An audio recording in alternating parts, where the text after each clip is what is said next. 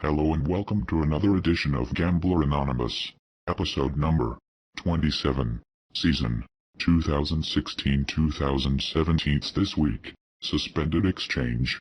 A bettor is only as good as their bookie, or in this case, betting exchange. Sunday 18th September was a disastrous day for betting exchanges Betfair, and to a lesser extent, Betdaq. Market suspensions were popping up everywhere and there was no reason for it. No goals were being scored, no players sent off, no high-profile players going off injured, but somehow a lot of markets were being suspended. The excuse: please be aware we are currently experiencing technical issues with one of our football feed providers. This is impacting a number of in-play games. Our technical teams are working to resolve this issue as quickly as possible. The markets affected were mainly the lower league football markets, which is where a lot of value can be found for out-and-out bets. The main advantage for placing an out-and-out bet on an exchange is that in-play technical issues won't affect your result as you aren't relying on trading out in-play. Typically, a lot of games that I had highlighted for potential in-play bets were suspended.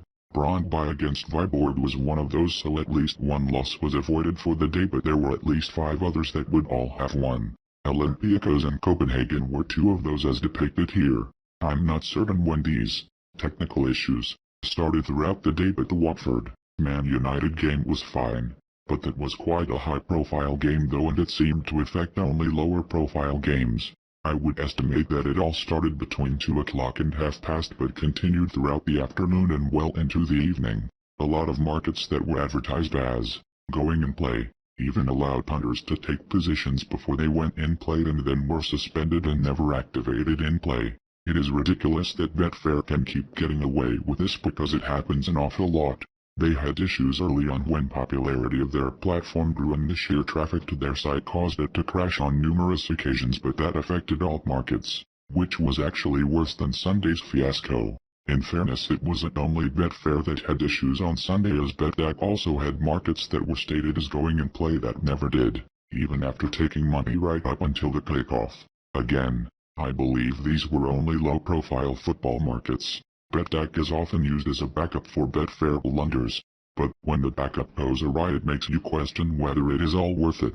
I know some people who were trading out of their Betfair positions through traditional bookmakers this Sunday, who we all know are there to fleece you so they won't have got the best price, but at least they will have got out of their positions, even though at a probable loss. I guess the main point to take from all this is that nothing in this life can be trusted, including the betting exchanges. Exchanges owe it to their customer base to make things more transparent when a situation like this occurs, as it will happen again and again, and I would actually bet on it happening again, even on Betfair, as I wouldn't be trading out of it in play, if it ever went in play. I think the exchanges should have let the markets run in an unmanaged state, so Betfair and Betdaq would not control the market suspension during a game. Just because their feed was down doesn't mean every others were. I don't think every other bookmaker in the industry's feed was down, nor every other broadcaster, so I think the market could have run on its own. It may not seem fair if a goal is scored and some don't notice and are still placing trades as before the goal was scored, but that is their own decision to take that chance and they do so at their own risk, as stated in the footer of the Betfair website. Warning: although the current score, time elapsed, video and other data provided on this site is sourced from live feeds provided by third parties, you should be aware that this data may be subject to a time delay and or be inaccurate.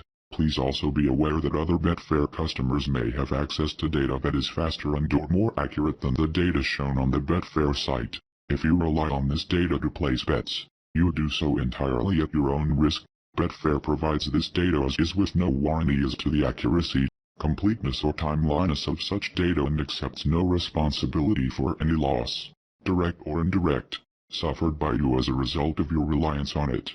So I think exchanges should either let the markets run and play unmanaged or just suspend all markets until the issue is resolved. At least make it transparent for customers.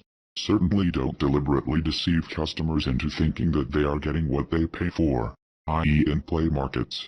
If a market has a strong probability of not going in play, then do not allow positions to be taken in that market as if it will go in play until certainty has been established that it will go in play.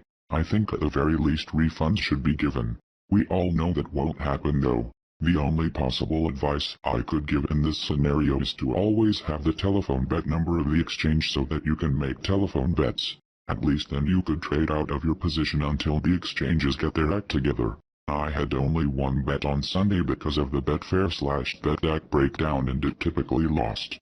Check out the blog post that accompanies this week's video available on the Gambler Anonymous website for more detailed analysis on this week's results and more in-depth articles. As ever, be sure to follow on Twitter at Gamblonymous for all the latest in-play tips and updates and activate mobile alerts to receive them via your mobile to never miss a tip. Please like the Gambler Anonymous Facebook page and +1 the Gambler Anonymous Google Plus page to make sure you never miss a post and receive the latest advice. Hit the subscribe button here to help support the Gambler Anonymous YouTube channel that lets me know that you're interested in the content so that I will keep posting. Also feel free to leave a comment and remember to hit that like button. And be sure to sign up on the Gambler Anonymous website for extra content, updates and notifications of the latest upcoming posts and tips. As always, gamble responsibly, as to not, is to lose. Thank you for watching and see you in the next episode. Invest in the game.